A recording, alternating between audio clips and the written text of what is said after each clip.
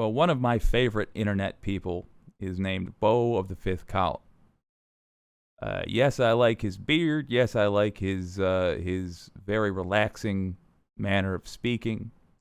But mostly, what I like is that he is sharp as a tack, and his way of breaking down what is wrong with various issues is it's an art.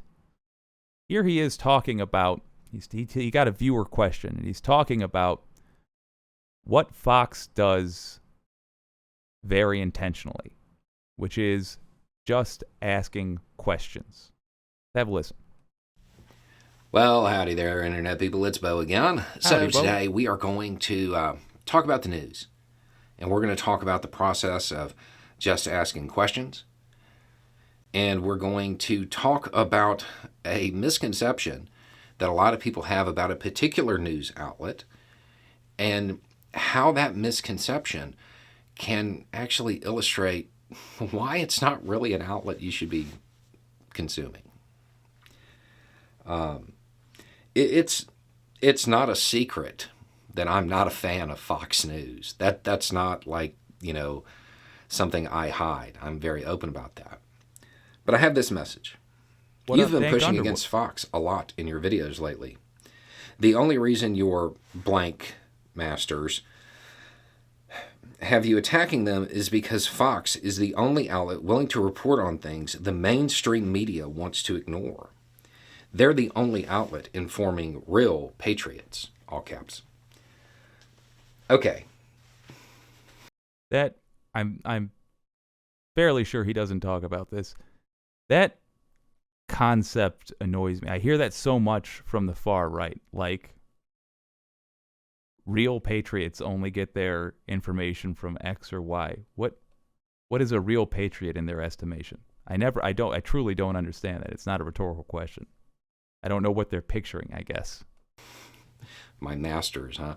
Yeah, it's totally unsurprising that the person who sent me a message trying to defend Fox News managed to work in a slur.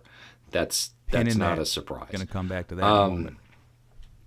Okay, so the reason I don't like Fox is because they are very economical with the truth. More importantly, they just ask questions. They go through a process, and it's called just asking questions. And the purpose of doing this is to ask questions in a way that leads the viewer to believe something that the outlet can't just come out and say because it's just overtly false. If you saw our video on the differences between misinformation, malinformation, and disinformation, Fox News, you might remember, made an appearance. What Fox does is called malinformation. And it's exactly what Beau just said.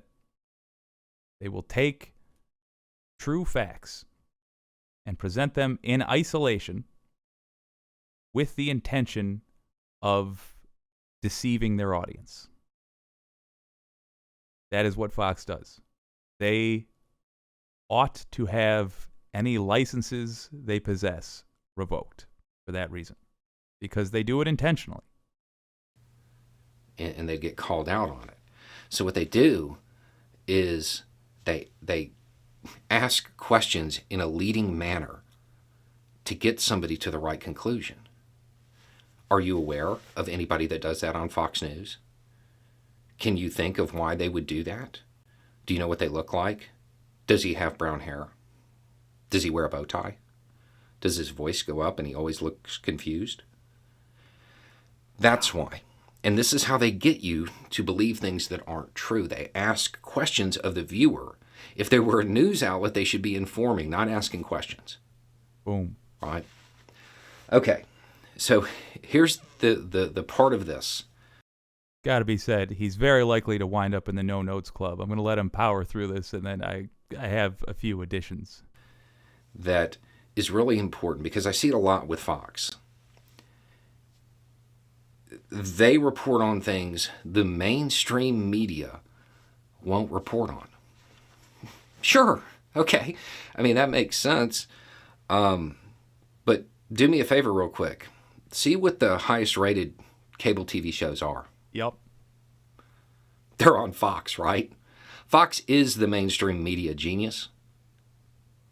That's just something else they've lied to you about. They've tricked you with. And they it's are not maddening. informing some band of plucky upstart patriots. They are the mainstream media. You are not special for watching Fox News. That's not a thing. That's what they try to appeal to. They try to cast that image. But they are the mainstream media. They are the big outlet. Watching Fox doesn't make you special. It makes you average. Below average, really. Painful. Yes, true. They are indeed the mainstream media. Also, those numbers should be terrifying. You want to know why Trump can do all the insane things he did in office and still get 77 million votes? Fox News is why. Average people can watch Fox News and tell themselves they have gotten informed for the day because they watched Tucker Carlson or Sean Hannity or any other propaganda piece. They're walking around out there making decisions and reacting to the world based on Republican propaganda.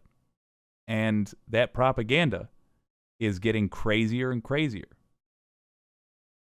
Do remember, there's the nightmare caravans right before an election, and then after, the caravans disappear.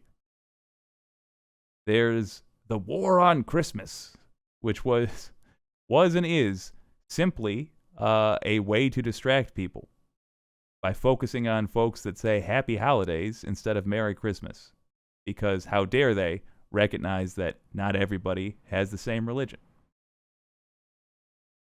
There's people out there that consider themselves informed and yet only listen to Fox News.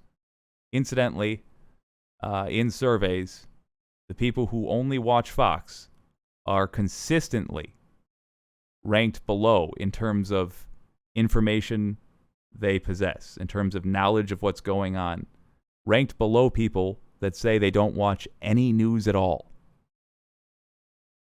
That is how bad this network is. So when you're watching Fox, just keep that in mind. And look for them to make definitive statements, things that a news outlet would typically do. This is what happened. Who, what, when, where, right? Boom. And then when you get to the why, do they really tell you the why? Or do they ask questions? Which happens? And who's the biggest offender? And are you picturing somebody right now? Because it's what they always do. I don't like Fox because they routinely paint a false narrative. Something that is objectively false. We're not talking about the way every outlet, every commentator, myself included, we all have spin. We all have our own bias that comes through our reporting, no matter how hard we try to be objective. I'm not talking about that.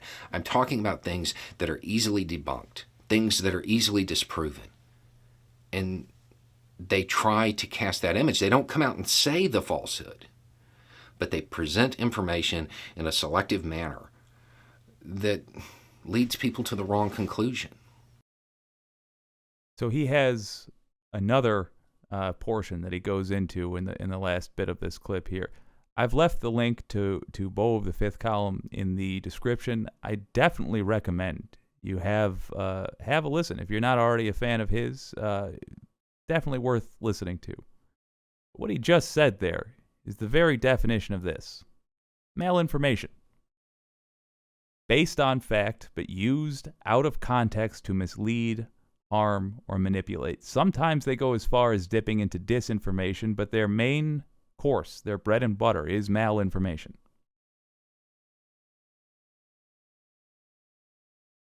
The problem that we have people in the country who are making decisions based off of the malinformation presented by Fox News. It's dangerous, in fact, because they don't live in reality with us. They live in a fantasy world. There's nothing wrong with dressing up like your favorite anime character and going to Comic-Con, because you know it's make-believe. It's a bit of fun.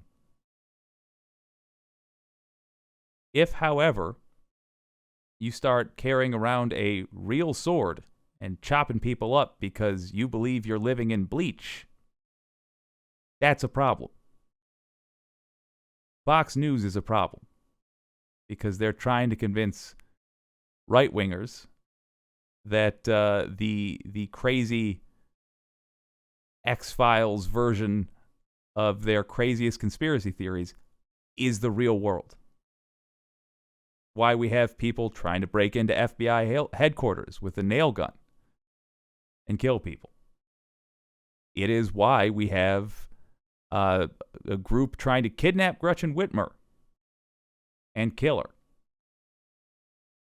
It's why we have somebody kicking in Nancy Pelosi's door and beating her husband in the head with a hammer.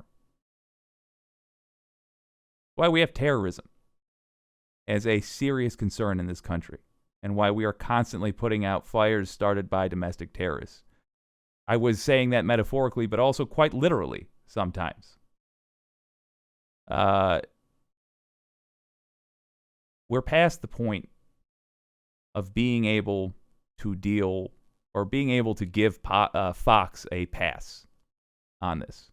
In fact, I would argue that we're going to ram up with the need to deal with them as part of solving the greater problem. The problem must first start by getting addressed by the Department of Justice in terms of the terrorism issues. Because, as stated earlier, people not seeing consequences for actions that are being called stochastic terrorism, for example, or just Trump in general, for any of the actions that are called criminal that he did. People not seeing consequence for that is a major part of this. It's why they are able to believe Fox News and why they only will listen to them. They need to see, first and foremost, that they have been malinformed. When Trump gets the handcuffs on him, they need to turn to another network to explain it to them, because they understand that Fox does not inform them.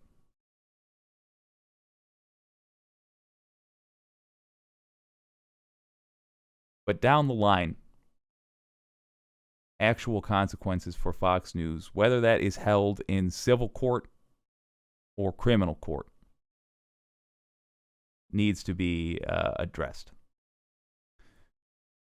In the show notes, you have contacts for the DOJ. I definitely recommend you use them. Tell them that you want to see charges filed against Donald Trump. If you're in one of the 5 states listed, you have a special opportunity because you can get state investigations started in the fake elector scheme. And I would warn you that if we rely only upon federal investigations to seek charges for Trump in these matters, probably a lot of the GOP in your state who were involved with trying to nullify your vote, in other words, do a coup, will not be part of that investigation. So you benefit greatly by having your state separately investigate this. I recommend you tell them, you tell your attorney general that that's what you want done. Because remember, they think you're George Santos's roommate. They think you're waiting for them to tell you what's right, what's wrong, or whether or not they should have done something. And yet we always find out they let these people get away. So don't wait for them to tell you. Tell them you're watching. Mary says, speaking of George Santos, I don't understand. In any job, a lie on the application is cause for immediate dismissal. Why can't a person/people from George Santos' district sue him for false representation? It's a great question. We don't have the ability to recall a politician for lying, to my knowledge, in the Constitution. I know you can. I believe in New York. Well, let me think. Yeah, 2/3 vote of the House of Representatives could get him kicked out, and it's not inconceivable that that would happen. I think it's more likely that he's going to go of his own volition after negotiating with the FBI about campaign finance charges. In other words, in lieu of actually getting a prison sentence, he might simply agree to no longer be the representative for Long Island, or whatever district that was in Long Island.